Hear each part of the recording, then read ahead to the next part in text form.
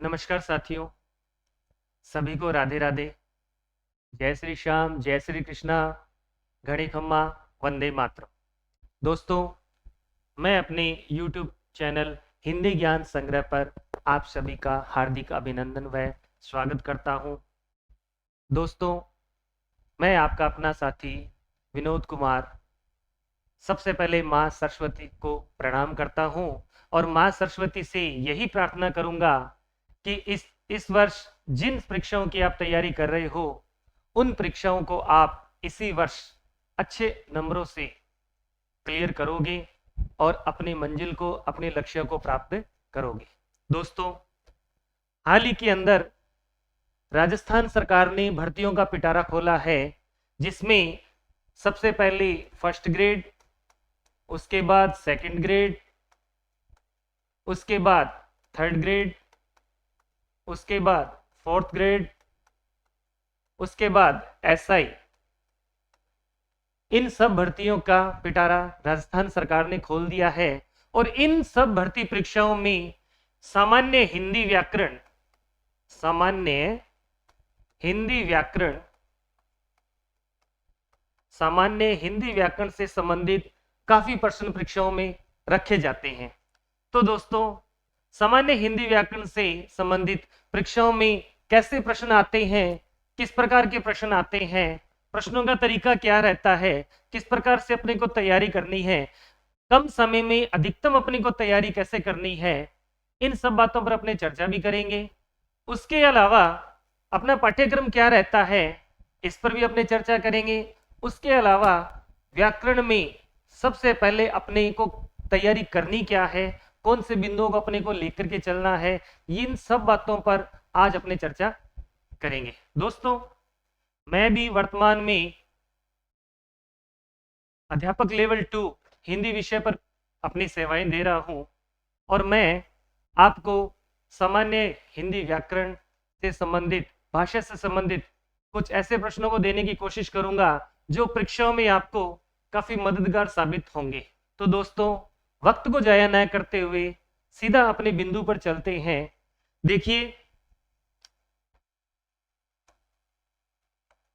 सबसे पहले क्या करते हैं, हिंदी व्याकरण के अंदर अपनी दो चीजें आएगी। एक तो आएगी भाषा और उसके बाद में आएगी व्याकरण।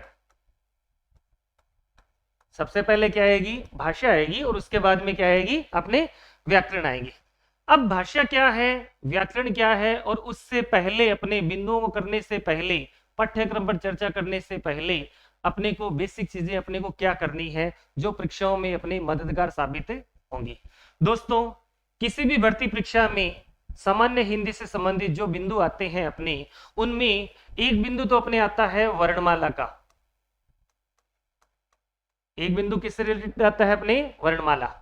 दूसरा बिंदु अपने आता है शब्द विचार का। दूसरा बिंदु कौन सा आएगा, अपने शब्द विचार का। तीसरा बिंदु आएगा अपने संधि। चौथा बिंदु आएगा अपने समास। पांचवा बिंदु जो अपने पाठ्यक्रम में लगेगा, उपसर्ग। छठा बिंदु जो अपने पाठ्यक्रम में लगेगा, प्रत्यय। सातवां बिंदु जो अपने पाठ्यक्रम में लगेगा, शब्द शुद्धि। और आठवां बिंदु अपने लगेगा वाक्य शुद्धि।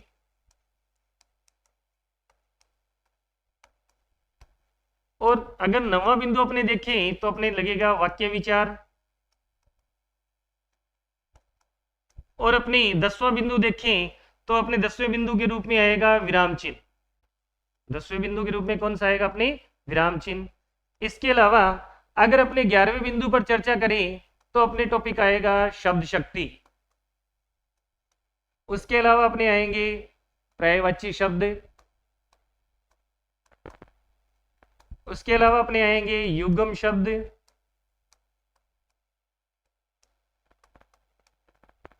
उसके अलावा अपने आएंगे अनेकार्थक शब्द। उसके अलावा अपने आएंगे लोकोक्ति। उसके अलावा अपने आएंगे मुहावरे।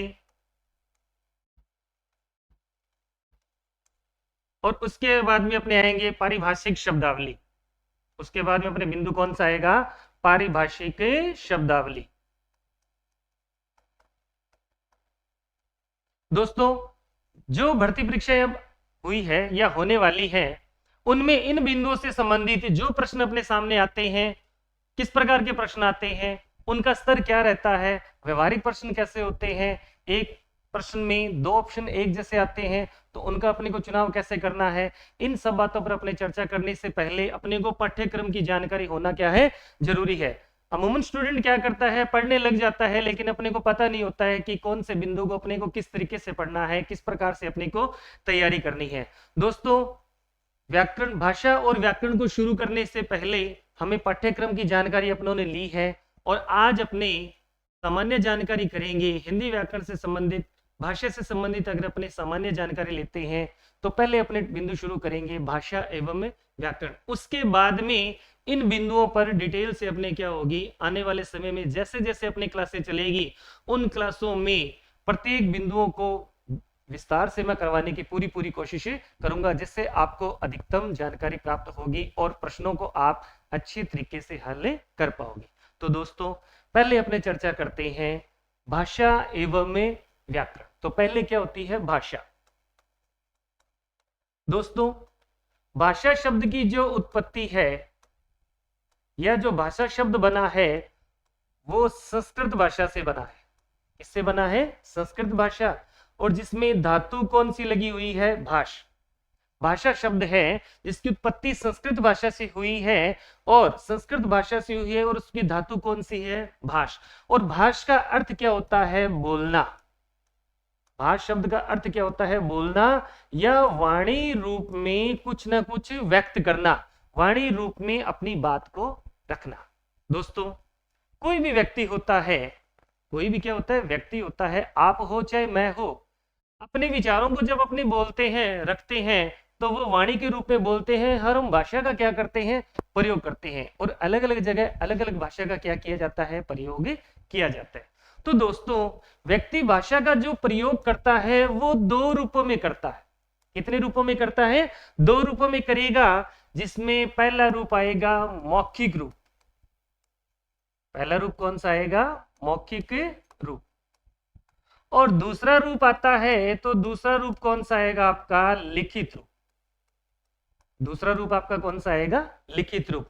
और एक तीसरा रूप और भी आता है, एक तीसरा रूप और भी आता है जिसको क्या कहा जाता है? सांकेतिक भाषा। कौन सा रूप आता है? सांकेतिक भाषा। तो भाषा के अगर रूप की बात आती है तो भाषा के दो रूप होते हैं। एक तो कौन सा होता है? मौखिक रूप। दूसरा कौन सा होता है आपका? लिखित रूप। और तीसरा कौन सा आएगा आपका? सांकेतिक रूप आएगा। अब दोस्तों, भाषा को अगर अपने शुरू करने की कोशिश करते हैं तो उससे पहले अपने को ये सामान्य जानकारी में देखें तो अपने सामने चीजें क्या क्या आती है, कौन कौन से बिंदु आते हैं। उन बिंदुओं में पहला बिंदु तो अपने सामने कौन सा आएगा? ध्वनि। कौन सा आएगा? ध्वनि। उसके बाद में कौन सा आएगा? वर्ण। उसके बाद में आएगा अक्षर। उसके बाद में आएगा शब्द। उसके बाद में आएगा पद। उसके बाद में आएगा वाक्य। उसके बाद में आएगा वाक्यांश। उसके बाद में कौन सा आएगा? वाक्यांश। भाषा को जब अपने शुरू करते हैं, भाषा को क्या करते हैं?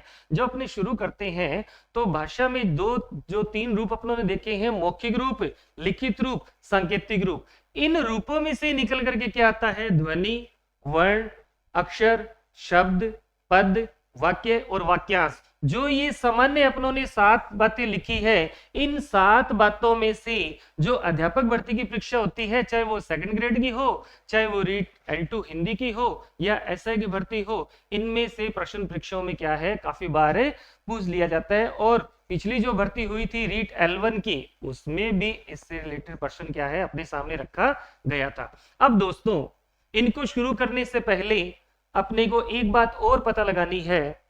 भाषा के बारे में अपन ने देखा कि भाषा की उत्पत्ति मैंने बताई आपको संस्कृत भाषा से। किससे बताई? संस्कृत भाषा से। और संस्कृत भाषा से बताई है, और वो धातु कौन सी थी आपकी? भाष, जिसका अर्थ मैंने आपको क्या बताया? बोलना या वाणी रूप में व्यक्त करना।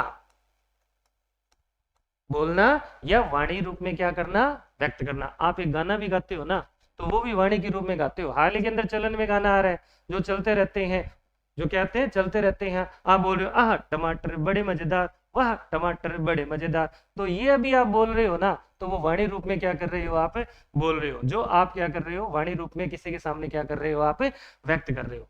तो मैंने आपको बात बताई थी भाषा के दो रूप। पहला रूप कौन सा आएगा, मैंने आपको बताया मौखिक रूप। मौखिक शब्द है वो मुख्य प्लस या जोड़ इक से मिलकर बना है।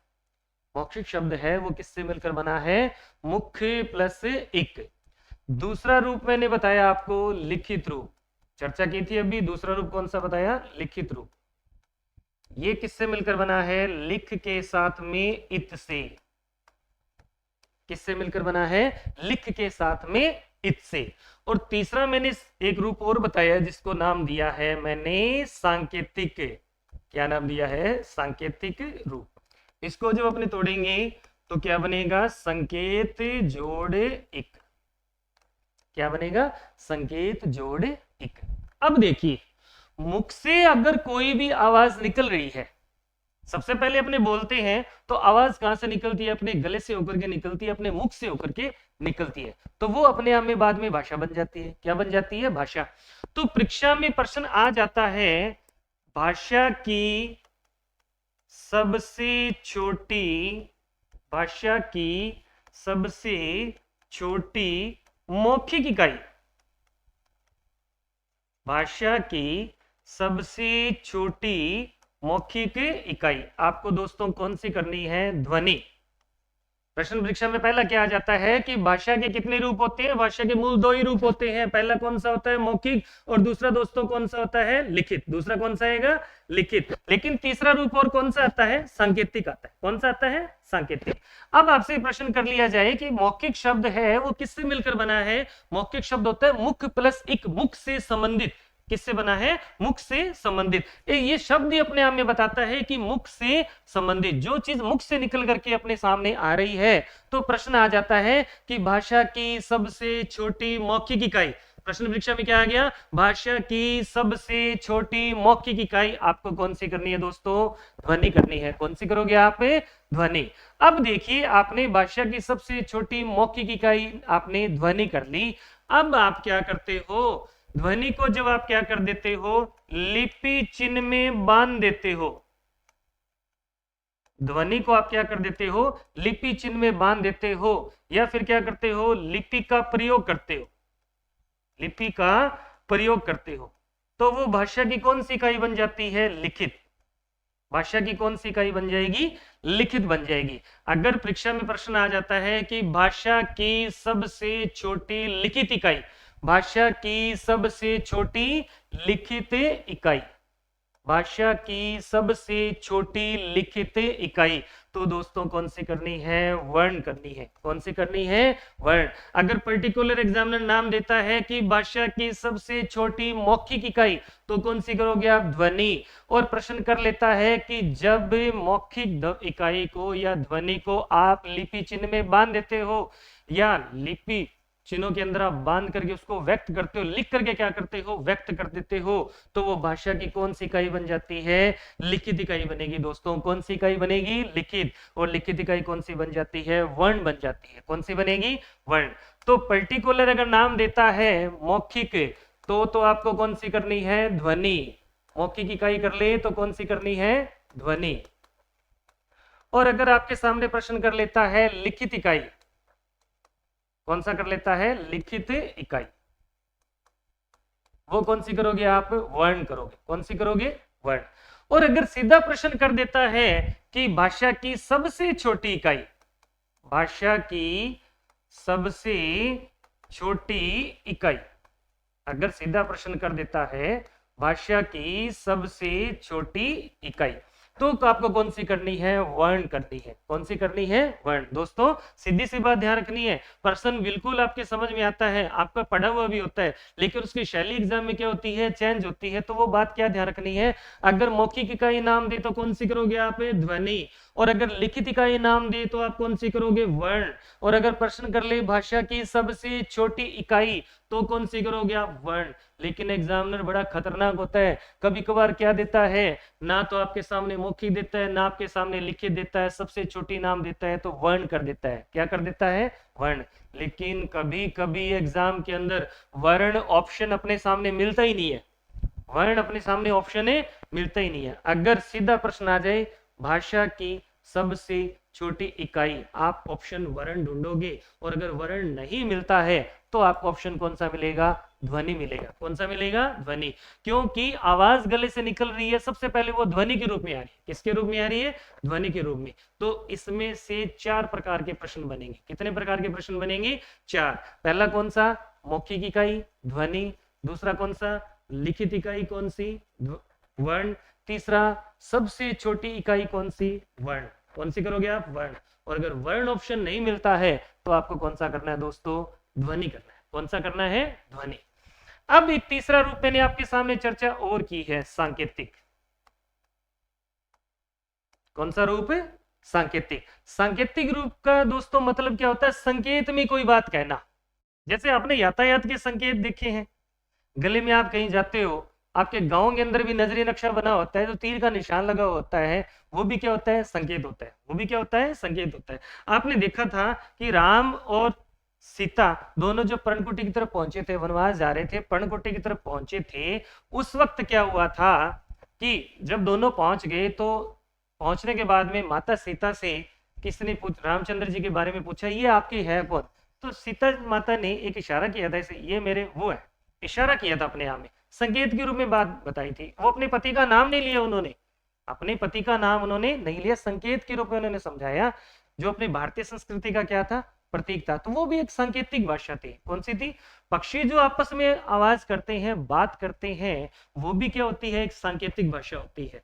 तालियों की जो आवाज होती है वो भी क्या होती है, एक सांकेतिक भाषा होती है। क्या होती है, सांकेतिक भाषा।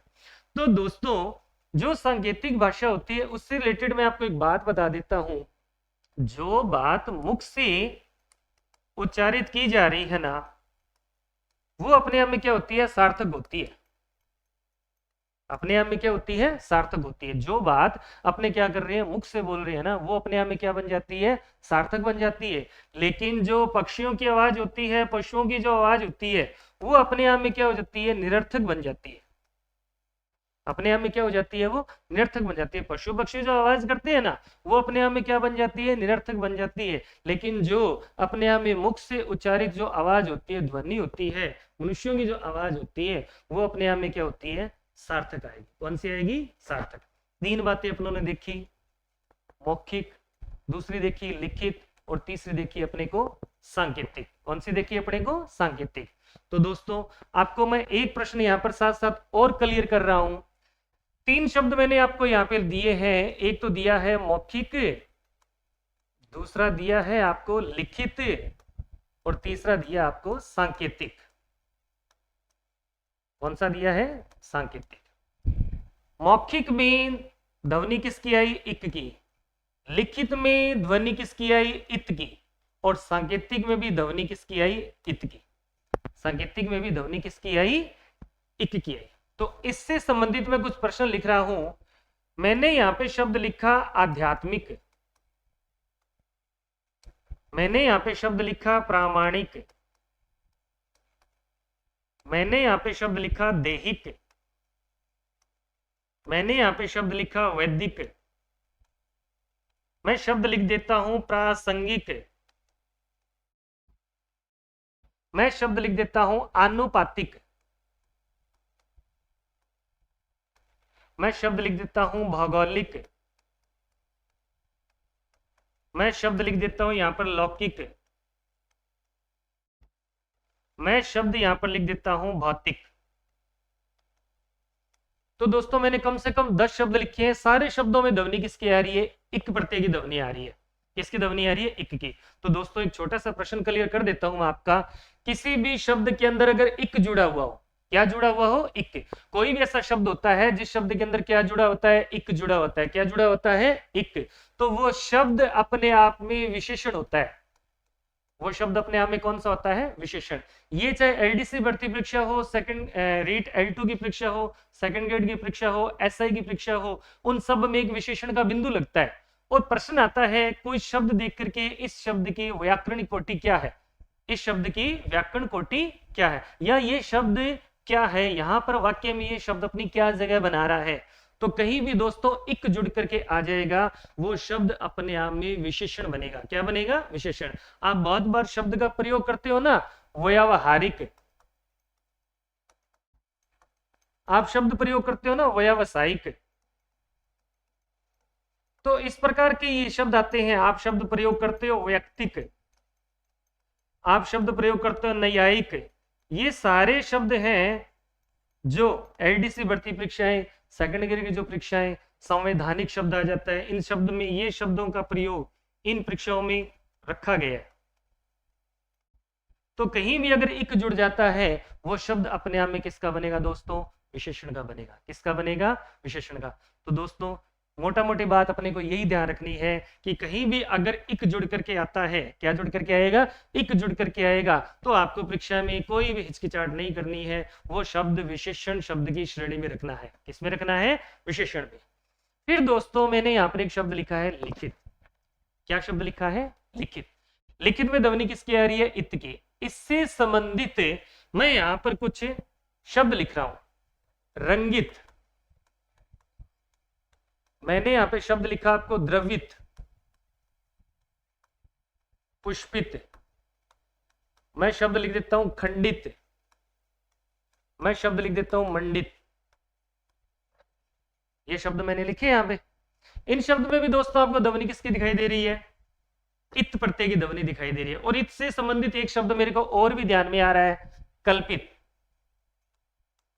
क्या आ रहा है? कल्पित। तो कहीं भी दोस्तों अगर इत जुड़ करके आता है, क्या जुड़ करके आता है? इत जुड़ करके आता है, वो शब्द भी अपने आप में क्या बनेगा? विशेषण बनेगा।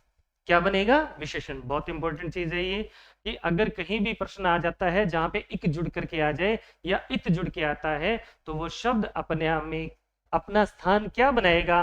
परीक्षा के अंदर वो अपना स्थान क्या रखेगा? विशेषण रखेगा। क्या रखेगा दोस्तों? विशेषण। आपको ये बात अच्छी लग रही होगी, समझ में भी आ रही होगी। तो मैंने भाषा के दो रूप बताए हैं, मौखिक तीन बताए हैं, मौखिक, लिखित और तीसरा कौन सा आता है? सांकेतिक आता है। मौखिक भाषा की सबसे छोटी इकाई कौन सी करनी है आपको? ध्वनि। लिखित भाषा की सबसे छोटी इकाई कौन सी करनी है आपने को? वर्ण करनी। कौन सी करनी है? वर्ण। और तीसरी कौन सी थी? सांकेतिक। कौन सी थी? सांकेतिक। और मैंने आपको एक बात बताई है, संकेत के रूप में अपने कोई बात करते हैं वो अपने आप में क्या होती है? निरर्थक होती है। लेकिन बोल करके अपने को बात कर देते हैं, वो क्या हो जाती है? अपने आप में सार्थक बन जाती है। क्या बन जाती है? सार्थक। और दोस्तों एक बात आपको और ध्यान रखनी है कि अगर आप मौखिक रूप में कोई बात बोल रहे हो, क्या कर रहे हो? मौखिक रूप में अगर आप कोई बात बोल रहे हो, तो अपने को शब्दों की कोई ध्यान रखने की आवश्यकता नहीं होती है। आप मुंह से कुछ भी बोल रहे हो, वो आपके मुंह से निकल रहा है। लेकिन अगर आप लिखित रूप में कोई बात बोल रहे हो ना, लिखित रूप में कोई आप बात लिख रहे हो, तो उसमें आपको वर्तनी की आवश्यकता पड़ेगी। किसकी आवश्यकता पड़ेगी? वर्तनी की। आपको विराम चिन्हों की भी आवश्यकता पड़ेगी। आपको किसकी आवश्यकता पड़ेगी? विराम चिन्ह की भी क्या पड़ेगी? आवश्यकता। आपको उतार चढ़ाव भी चाहिएगा। क्या चाहिएगा? उतार चढ़ाव। तो दोस्तों मौखिक रूप में अपने बात बोलते हैं, वो अपने लगातार एक वे में बोलते चलते हैं, बोलते रहते हैं। लेकिन लिखित रूप में हमें वर्तनी, विराम चिन्ह, शिरोरेखा, वाक्यांश, कहां पर क्या शब्द रखना है, इन शब्दों को अपने को ध्यान में रखना होगा। अब दोस्तों सामान्य बातों से संबंधित अपने को एक बात और ध्यान रखनी है, अक्षर। अक्षर क्या होता है? लेकिन अक्षर को करने से पहले अपने एक शब्द आया वर्ण। ध्वनि देखिए, वर्ण। वर्ण के अपने दो प्रकार करने हैं, एक तो करना है स्वर और दूसरा करना है व्यंजन। वर्ण के कितने प्रकार करने हैं अपने को? दो करने हैं। एक तो कौन सा करना है अपने को दोस्तों? स्वर करना है, और दूसरा कौन सा करना है? व्यंजन करना है। और अगर वर्ण की अपने परिभाषा की बात करें, किसकी बात करें? परिभाषा की। वर्ण में अगर अपने परिभाषा की बात करते हैं तो वर्ण एक ऐसी इकाई होती है, एक ऐसी ध्वनि होती है जिसके आगे टुकड़े किए जाना संभव नहीं, या फिर जिसके खंड न हो सके, या फिर जिसके खंड न हो सके, या फिर जिसके खंड न हो सके। प्रश्न आ जाता है वर्ण की परिभाषा क्या है? जिसके टुकड़े किए जाना संभव नहीं। हम कहते हैं ना, दिल के टुकड़े टुकड़े करके मुस्कुरा कर चल दिए, टुकड़े टुकड़े हो जाते हैं, टुकड़े टुकड़े हो जाते हैं, तो आगे टुकड़े किए जाना क्या होता है? संभव ही नहीं होता। तो जिसके खंड न हो सके। और दोस्तों परीक्षा में प्रश्न आ जाता है वर्ण के कितने प्रकार होते हैं? वर्ण के दो प्रकार होते हैं। एक तो होता है स्वर, और दूसरा कौन सा आएगा अपने? व्यंजने आएगा। कौन सा आएगा? व्यंजन। अब तीसरी चर्चा चलेगी अपने अक्षर की। ए का अर्थ होता है नहीं, और शर का मतलब होता है नाश। ए का मतलब होता है नहीं, और शर का मतलब होता है नाश, यानी जिसका नाश न हो सके, जिसका नाश न हो सके उसको क्या करेंगे? अपने अक्षर कहेंगे। क्या कहेंगे? अक्षर। यानी ऐसा ध्वनि जिसका उच्चारण हम श्वास के एक झटके के साथ करें, ऐसी ध्वनि जिसका उच्चारण हम सांस के एक झटके के साथ करें, उसको अपने क्या बोलेंगे? उसको अपने क्या कहेंगे? अक्षर कहेंगे। क्या कहेंगे? अक्षर। तो दोस्तों बेसिक सी बात आपको ध्यान रखनी है। जैसे मान लो आपने बोला राजा, राजा, एक बार आजा आजा आजा आजा बोलते रहते हैं अपने, राजा बाजा आजा बोलते रहते हैं। तो इनका उच्चारण क्या होता है? श्वास के एक झटके के साथ हो रहा है। यानी श्वास को दूसरी भाषा में क्या कहेंगे? अपने सांस। क्या कहेंगे? अपने सांस कहेंगे। श्वास, श्वास में इस से तालु से का प्रयोग जहां पे होता है वो तत्सम शब्द होता है। कौन सा शब्द होता है? तत्सम। और इस दंत्य शय का प्रयोग जहां पे होता है वो अपने आप में क्या होता है? तद्भव शब्द होता है। तत्सम तद्भव का भी बिंदु आपके पाठ्यक्रम में है। तो दोस्तों इस स का प्रयोग जहां पर होगा वो कौन सा होगा? तत्सम शब्द। और इस स का प्रयोग जहां पे होगा वो कौन सा होगा? आपका तद्भव शब्द होगा। तो इसका उच्चारण श्वास के एक झटके के साथ हो, उसको क्या कहेंगे? अपने क्या कहेंगे? अपने अक्षर कहेंगे। क्या कहेंगे? अक्षर। तो दोस्तों राजा को जब आप तोड़ते हो तो रे के अंदर आ, और जय के अंदर क्या रहे? आ। तो ये यहां से क्या हो जाता है? गायब। तो शब्द क्या बच गया आपका? राज। क्या बचा? राज। तो सांस के एक झटके के साथ जिसका क्या हो रहा है? उच्चारण हो रहा है, उसको अपने क्या बोलेंगे? उसको अपने कहेंगे अक्षर कहेंगे। क्या कहेंगे दोस्तों? अपने अक्षर। अब दो बातें अपने को ध्यान रखनी है। अमूमन स्टूडेंट के ये कंफ्यूज होता है कि वर्ण और अक्षर, वर्ण के दो प्रकार, स्वर और दूसरा व्यंजन। तो वर्ण अक्षर में अंतर क्या हुआ? क्या हुआ? वर्ण अक्षर में अंतर क्या हुआ? ध्यान से देखना। अगर आप कहीं हलंत लगा देते हो, किसी वर्ण पर क्या लगा देते हो? हलंत। कोई भी व्यंजन ध्वनि होती है, कोई भी क्या होती है? व्यंजन ध्वनि। उस पर जैसे मैंने है लिखा, इस पर मैंने क्या लगा दिया? हलंत लगा दिया। क्या लगा दिया? हलंत। तो ये अपने आप में क्या बन गया? वर्ण। क्या बन गया अपने आप में? वर्ण। तो कोई भी व्यंजन ध्वनि है जिसके नीचे मैंने क्या लगा दिया? हलंत लगा दिया, तो दोस्तों वो क्या बन गया? अपने आप में एक वर्ण बन गया। लेकिन जब मैं ये हलंत क्या कर देता हूं?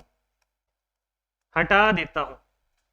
किसी भी वर्ण के नीचे से मैं हलंत क्या कर देता हूं? हटा देता हूं।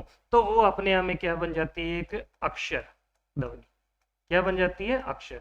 तो ये है, इस पर मैंने हलंत हटा दिया तो ये अक्षर ध्वनि है। क्या है? ये अक्षर ध्वनि। और हलंत अगर लगा दिया तो वो व्यंजन ध्वनि थी जो अपने आप में वर्ण के रूप में आ रही थी। क्यों आ रही थी? क्योंकि वर्ण के कितने प्रकार हैं? दो हैं, स्वर और व्यंजन। तो वर्ण क्या होता है? वर्ण एक ऐसी इकाई होती है, एक ऐसी इकाई ध्वनि होती है जिसका उच्चारण, जिसको हम आगे टुकड़े न कर सके, जिसका आगे विभाजन किया जाना संभव है न हो। और अक्षर क्या होता है? जिसका हम नाश न हो, जिसका उच्चारण सांस के एक झटके के साथ हो जाए, वर्ण के कितने प्रकार करोगे आप? दो। एक तो कौन सा करोगे आप? स्वर। और दूसरा कौन सा करोगे आप? व्यंजन। अगर आप हलंत लगा देते हो तो वो व्यंजन ध्वनि बन जाती है। क्या बन जाती है? व्यंजन। कै के नीचे हलंत लगा दिया, व्यंजन ध्वनि है। हलंत हटा दिया तो अक्षर ध्वनि है। तो क्या बन जाएगी अपने आप में? अक्षर ध्वनि बन जाएगी। तो ये छोटी सी बात ध्वनि, वर्ण और अक्षर में भी अपने को क्या रखनी है? ध्यान में रखनी है। अक्षर में भी क्या रखनी है अपने को? ध्यान में। दोस्तों इसके बाद में एक बात मैंने आपको और बताई है कि मैंने एक शब्द लिखा श्वास, और एक श्वास को अपने क्या कहते हैं? सांस। क्या कहते हैं अपने? सांस। श्वास को क्या कहेंगे अपने? सांस कहेंगे। तो ये इसको क्या कहते हैं अपने? तालु। कौन सा वर्ण? तालु। और इसको क्या कहते हैं अपने? मूर्धन, सॉरी, दंत्य। ये आगे पाठ्यक्रम में अपने आएंगे, उनको डिटेल से अपने चर्चा करेंगे। तो इस स का प्रयोग जहां पे भी होता है वो अपने आप में तत्सम शब्द बन जाता है। कौन सा बन जाता है? तत्सम। और इसका प्रयोग जिसमें होता है, इस दंत्य स का प्रयोग जिसमें होता है, वो अपने आप में कौन सा बन जाएगा? तद्भव बन जाएगा। क्या बन जाएगा? तद्भव। तो तत्सम तद्भव का बिंदु भी आपके सिलेबस के अंदर है। तो आज अपने बेसिक चर्चा कर रहे हैं। बेसिक चर्चाओं में अपने बहुत सारी चीजें निकल करके सामने आ रही है, जो अपने बातों बातों में क्या हो जाएगी? याद हो जाएगी। और मेरी यही कोशिश रहेगी कि क्लास के अंतर्गत ही आपको हाथों हाथ ही क्या करवा दिया जाएगा? याद करवा दिया जाए, ताकि परीक्षाओं में देखते ही आप उस प्रश्न को क्या कर पाओ? अच्छे तरीके से हल कर पाओ। अब देखिए, आपने ध्वनि देखी, आपने वर्ण देखा, आपने अक्षर देखा। तो दोस्तों अक्षर के बाद में क्या आता है? शब्द। अक्षर के बाद में क्या आता है? शब्द आता है। शब्द होता क्या है?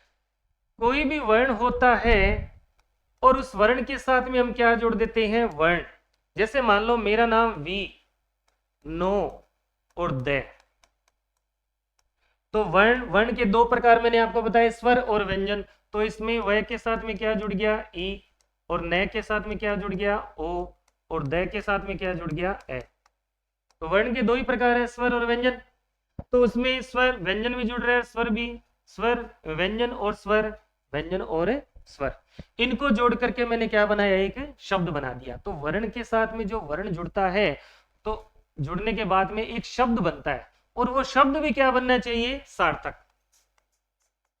सार्थक शब्द बनेगा, उसका कोई ना कोई क्या निकलेगा? अर्थ निकलेगा।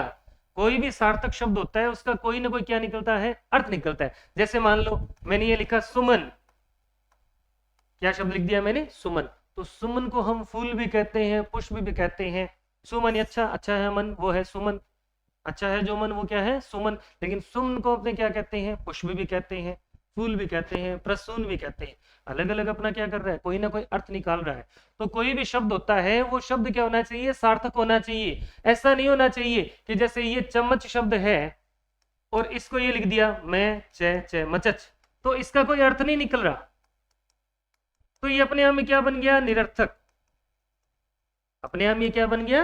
निरर्थक बन गया। तो दोस्तों जो शब्द आएंगे वो भी दो प्रकार के आएंगे अपने आप में। एक तो कौन सा आएगा? सार्थक। और दूसरा कौन सा आएगा? निरर्थक। बाकी शब्दों के प्रकार और भी है, वो आगे चल करके अपने करेंगे। मूल अपने जो शब्द बनता है ना, तो शब्द दो प्रकार के बनते हैं। एक तो सार्थक बनेगा और दूसरा कौन सा बनेगा दोस्तों? निरर्थक बनेगा। तो सार्थक तो वो होगा जिसका कोई ना कोई क्या निकलेगा? अर्थ निकलेगा। और निरर्थक वो होगा जिसका कोई अर्थ ही नहीं होगा, जिसका कोई अर्थ ही नहीं होगा। एक बात क्लियर कर देता हूं, निरर्थक, निरर्थक में ध्वनि किसकी आ रही है? निर की। किसकी ध्वनि आ रही है? निर की। कोई भी ऐसा शब्द होता है जिसमें निर की ध्वनि आती है, वो विसर्ग संधि का उदाहरण होगा। किसका उदाहरण होगा दोस्तों? विसर्ग संधि का क्या होगा? उदाहरण होगा। इस बात को आप नोट कर सकते हो, अपने जहन में, अपने दिमाग में अच्छी तरह से बिठा सकते हो कि निर उपसर्ग की ध्वनि अगर किसी भी शब्द में आएगी, वो शब्द अपने आप में कौन सा बन जाएगा? अपने आप में विसर्ग संधि का बन जाएगा। अब दोस्तों शब्द का क्या होता है? अर्थ निकलता है। क्या निकलता है? अर्थ। तो प्रश्न आ जाता है, अर्थ के आधार पर, किसके आधार पर? अर्थ के आधार पर भाषा की सबसे छोटी इकाई, अर्थ के आधार पर भाषा की सबसे छोटी इकाई, किसके आधार पर दोस्तों? अर्थ के आधार पर। अगर प्रश्न आ जाए अर्थ के आधार पर भाषा की सबसे छोटी इकाई कौन सी करनी है आपको? शब्द करनी है। कौन सी करनी है दोस्तों? शब्द करेंगे। अगर प्रश्न आ गया अर्थ के आधार पर भाषा की सबसे छोटी इकाई, तो वो दोस्तों कौन सी करेंगे? अपने कौन से करेंगे साथियों? अपने करेंगे, शब्द करेंगे। और शब्द की अगर अपने ने देखने हैं तो शब्द एक तो सार्थक और दूसरा कौन सा है? निरर्थक। सार्थक जो अपना उचित अर्थ दे, निरर्थक जिसका कोई अर्थ ही न हो, जिसका कोई अर्थ ही न हो। जैसे मटक शब्द आ गया तो कटम शब्द नहीं बन सकता। मटक का तो कोई अर्थ होता है, मटक कर चालूंगी, मटक कर चालूंगी, मटक कर चालूंगी, तो मटक शब्द का तो क्या हो गया? अर्थ निकल गया, आता है। लेकिन कटम शब्द का कोई अर्थ नहीं निकला, तो कटम अपने आप में क्या हो गया? निरर्थक। और मटक अपना क्या दे रहा है? कोई ना कोई अर्थ दे रहा है। अब दोस्तों इसके आगे वाली बात में अपने देखते हैं। अपनों ने क्या देखा? पहले ध्वनि, ध्वनि के बाद में वर्ण, वर्ण के बाद में क्या देखा? अक्षर। पहले क्या देखा अपनों ने? ध्वनि, ध्वनि के बाद में क्या देखा? वर्ण, वर्ण के बाद में क्या देखा? अक्षर, अक्षर के बाद में क्या देखा? शब्द। शब्द के बाद में क्या आएगा आपका? पद। रीट L1 का जो एग्जाम हुआ था, उस L1 के एग्जाम में इसमें से प्रश्न आया था पिछली भर्ती के अंदर कि पद होता क्या है? पद होता क्या है? पद की परिभाषा क्या है? देखिए दोस्तों, किसी भी शब्द को अपने किस में रखा? वाक्य में। किसी भी शब्द को अपने किस में रख दिया? वाक्य में रख दिया। और वाक्य में रखने के बाद में उस शब्द ने व्याकरण के अनुसार, किसके अनुसार है? व्याकरण के अनुसार अपनी कोई ना कोई जगह बनाई, कोई ना कोई क्या बनाई? जगह बनाई। और जगह बनाने के बाद में अन्य शब्दों के साथ, अन्य शब्दों के साथ, अन्य शब्दों के साथ अपना संबंध स्थापित किया, अन्य शब्दों के साथ अपना संबंध स्थापित किया। कैसे? जैसे मान लो मैंने ये लिखा, राजेश रीट परीक्षा की, रीट परीक्षा की तैयारी कर रहा है। राजेश रीट परीक्षा की तैयारी कर रहा है। ये बात किसने लिखी है? एक वाक्य के रूप में अपने सामने आ गई। मैंने ये बात क्या है? वाक्य के रूप में आपके सामने रख दी। अब पद कैसे बनेगा? ये मैंने लिखा कोई शब्द जिसका प्रयोग किसमें किया? वाक्य में। सबसे पहले मेरे गले से आवाज निकली ध्वनि, ध्वनि के अंदर मैंने वर्ण जोड़ दिए, वर्ण, और उसके बाद में इनका क्या बन गया? शब्द बन गया। शब्द का मैंने किसमें प्रयोग किया है? वाक्य में। किसमें प्रयोग किया है? वाक्य में। प्रत्येक शब्द का मैं किसमें प्रयोग कर रहा हूं दोस्तों? वाक्य में प्रयोग कर रहा हूं। वाक्य में प्रयोग करने के बाद में ये शब्द व्याकरण के अनुसार अपनी क्या बना रहा है? कोई ना कोई जगह बना रहा है। कैसे? राजेश सबसे पहले क्या है? ये संज्ञा है, अपनी जगह बनाई, इसने अपना स्थान निर्धारित किया, संज्ञा। संज्ञा के बाद में कौन सी है? ये व्यक्तिवाचक। और व्यक्तिवाचक में कौन सी है? ये सॉरी, उसके बाद में क्या है? ये एक वचन। एक वचन के बाद में क्या है? ये पुल्लिंग। और पुल्लिंग के बाद में क्या है? ये कर्ता। कौन सा कारक है? कर्ता। तो देखो राजेश, पहले मेरे गले से आवाज निकली ध्वनि, उसको मैंने लिखा वर्ण, वर्ण के साथ वर्ण जोड़ा शब्द, शब्द का मैंने क्या किया?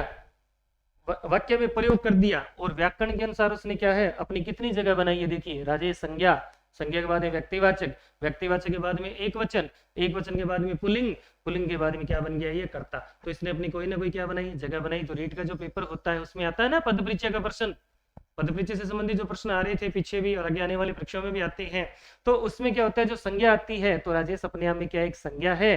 संज्ञा में कौन सी है? व्यक्तिवाचक है। व्यक्तिवाचक में दोस्तों कौन सी है? एक वचन है। और एक वचन के बाद में कौन सी है? पुल्लिंग है। पुल्लिंग के बाद में क्या है? कर्ता है। इसी प्रकार से हर शब्द ने वाक्य में अपनी कोई ना कोई क्या बनाई है? जगह बनाई है। और अन्य शब्दों के साथ क्या किया है? संबंध स्थापित किया है। कर्ता का क्रिया के साथ भी क्या हो रहा है? संबंध स्थापित हो रहा है। और हर शब्द जहां उसको बैठना चाहिए, जहां वो टिकेगा, जहां उसका कोई ना कोई अर्थ निकलेगा, वहीं वो शब्द क्या होगा?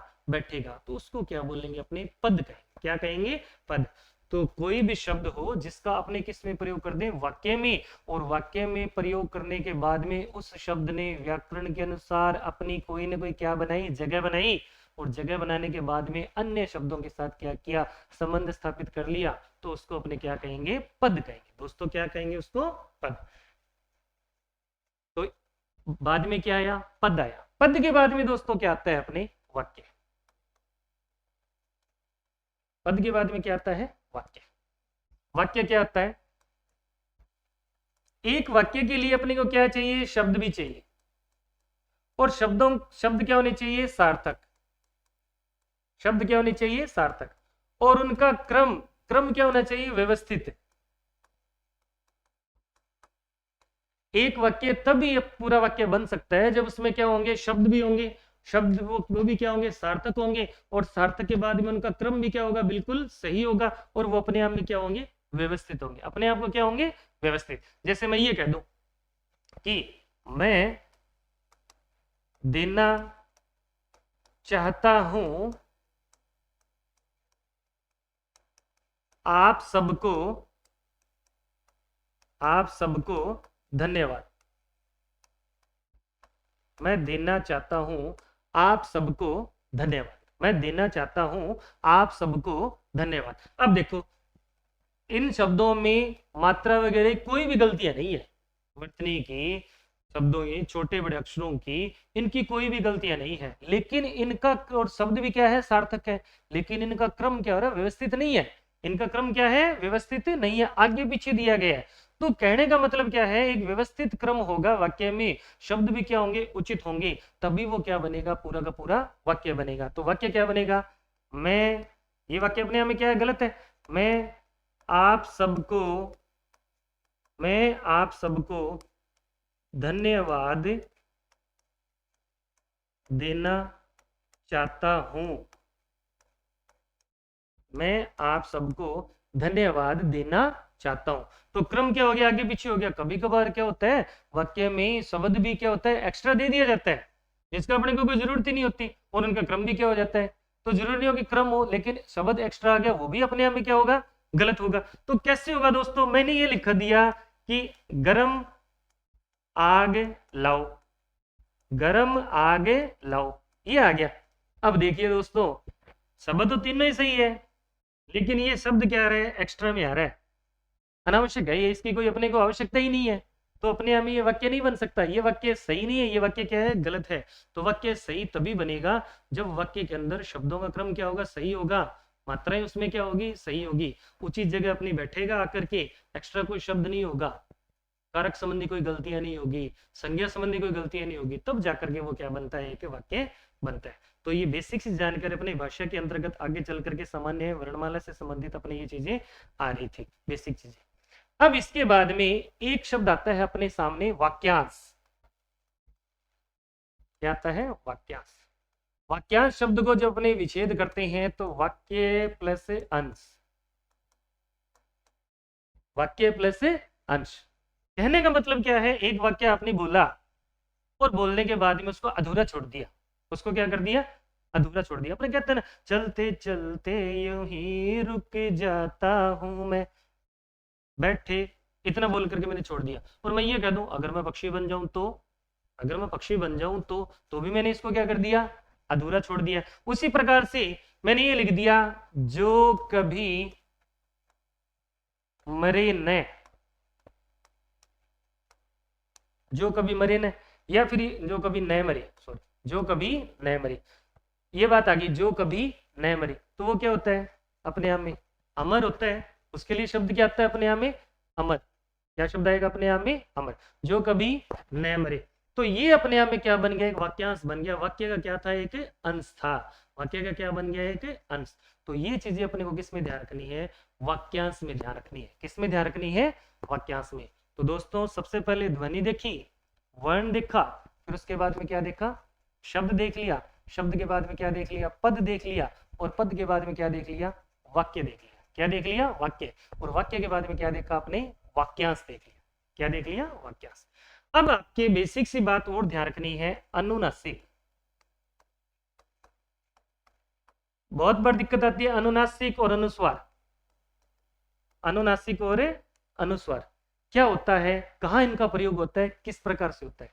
यानी ऐसी ध्वनि जिसका उच्चारण मुख एवं नाक दोनों से हो, मुख एवं नाक दोनों से हो, यानी ऐसी ध्वनि जिसका उच्चारण मुख एवं नाक दोनों से हो और इनके रूप में होता है। तो ये क्या होता है, एक तो अनुस्वार के रूप में होता है। किसके रूप में होता है, अनुस्वार। अनुस्वार होता है पंचम वर्ण। अनुस्वार अपने आप में कौन सा आएगा, पंचम वर्ण। अंग, ये, अणे, ने और मैं, ये जो पंचम वर्ण है ये किसके रूप में आ रहे हैं, अनुस्वार के रूप में आ रहे हैं। किसके रूप में आ रहे हैं, अनुस्वार के रूप में। वर्तमान में अनुस्वार और इनका भेद क्या हो गया, खत्म ही हो गया। इनका भेद क्या हो गया, खत्म हो गया। तो ये पांचवा वर्ण है वो किसके रूप में आ रहा है, अनुस्वार के रूप में आ रहा है। भी मान लीजिए आपने ये लिखा सन्यासी, तो इसको मैं वर्तमान में ऐसे लिख रहा हूं सन्यासी। आप ये लिखते हो ना मंडल, तो इसको मैं किसके रूप में लिख रहा हूं, मंडल। तो मैंने किसका प्रयोग किया, अनुस्वार का प्रयोग कर दिया। किसका प्रयोग कर दिया, अनुस्वार। लेकिन अगर कोई भी स्वर होता है, उस स्वर के ऊपर हम अनुनासिक जो स्वर लगाते हैं वो चंद्र बिंदु के रूप में लगाते हैं। किसके रूप में लगाते हैं, चंद्र बिंदु। अनुनासिक के रूप में अगर अपने वर्ण लेके आते हैं तो 5 लेके आते हैं, अंग, ये, अणे, ने और मैं। और इन पांचों का प्रयोग हम किसके रूप में करते हैं, अनुस्वार के रूप में करते हैं। किसके रूप में करते हैं दोस्तों, अनुस्वार के रूप में। जैसे मैंने 2 शब्द लिखे हैं, मंडल लिख दिया तो ये मंडल, आप ये लिखते हो संतोष, तो मैं ये लिख देता हूं संतोष। तो इसका प्रयोग मैंने 5वां जो वर्ण है इसका प्रयोग मैंने किसके रूप में किया है, अनुस्वार के रूप में किया है। और एक मैंने ये शब्द लिखा आंधी, एक लिखा मैंने कुआं, तो ये देखिए ये मैंने चंद्र बिंदु का प्रयोग कर रहा हूं। तो ये चंद्र बिंदु का प्रयोग अपने आप में अनुनासिक स्वर के रूप में हो रहा है। किसके रूप में हो रहा है, अनुनासिक रूप में। तो अनुनासिक जो स्वर के ऊपर लगाते हो तो चंद्र बिंदु आएगा, और अगर पंचम वर्ण के रूप में लेते हो तो इसका प्रयोग किसके रूप में होता है, अनुस्वार के रूप में होगा। किसके रूप में होगा, अनुस्वार के रूप में। तो दोस्तों बेसिक से बेसिक जानकारी अपनों ने देखी है। दूसरी बात मैंने आपको एक बात और बता देता हूं, हलंत क्या होता है। क्या होता है हलंत, ये किसी भी वर्ण के नीचे अगर आपने ये लगा दिया, इसको क्या बोलेंगे अपने, हलंत कहेंगे। क्या कहेंगे अपने, हलंत। इसका मतलब ये स्वर रहित है। ये क्या है, स्वर रहित। आप ये लिख रहे हो ना मैं, तो मैं को आप तोड़ते हो तो मैं प्लस ए आ गया, तो ये क्या है, हलंत लगा हुआ है। ये क्या है, एक स्वर रहित है। क्या है, स्वर रहित। और अगर इसमें स्वर जुड़ गया तो ये अपने आप में मैं बना है, ये पूरा अक्षर बन गया। क्या बन गया, अपने आप में अक्षर बन गया, जिसका उच्चारण कर रहा है, यानी वर्ण के रूप में अपने सामने आ रहा है। तो दोस्तों ये बातें अपने को पता कहां से चलती है, ये बातें अपने को पता चलती है व्याकरण से। किससे पता चलती है दोस्तों, व्याकरण से। व्याकरण शब्द है वो 2 शब्दों से मिलकर बना है, वी प्लस आ प्लस करण। तो इसमें कितने उपसर्ग आएंगे, 2। और व्याकरण एक ऐसा शास्त्र होता है जो हमें शुद्ध लिखना, पढ़ना, बोलना क्या करता है, सिखाता है। व्याकरण क्या करता है, हमें शुद्ध पढ़ना, लिखना, बोलना सिखाता है। वो बात किस में आती है, आपकी व्याकरण के अंतर्गत आएगी। किस में आएगी, व्याकरण के अंतर्गत। तो दोस्तों छोटी से छोटी आपको बात ध्यान रखनी है, भाषा के रूप अपनों ने कितने देखे, 2 में पहला कौन सा देखा, मौखिक। एक बार वापस रिपीट करूंगा मैं, मौखिक। मौखिक भाषा की सबसे छोटी इकाई कौन सी करनी है आपको, ध्वनि। लिखित भाषा, लिखित भाषा की सबसे छोटी इकाई कौन सी करनी है आपको, वर्ण। कौन सी करनी है, वर्ण। मौखिक इकाई जो रूप होता है वो अपने आप में सार्थक है। और दूसरा जो सांकेतिक रूप आएगा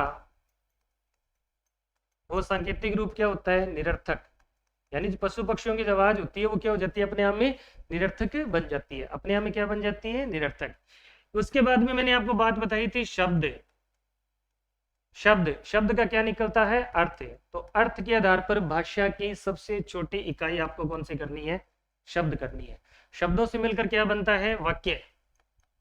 शब्दों से क्या मिलकर बनता है, वाक्य। और वाक्य का क्या निकलता है, भाव या भावार्थ। वाक्य का क्या निकलेगा, भाव या फिर भावार्थ।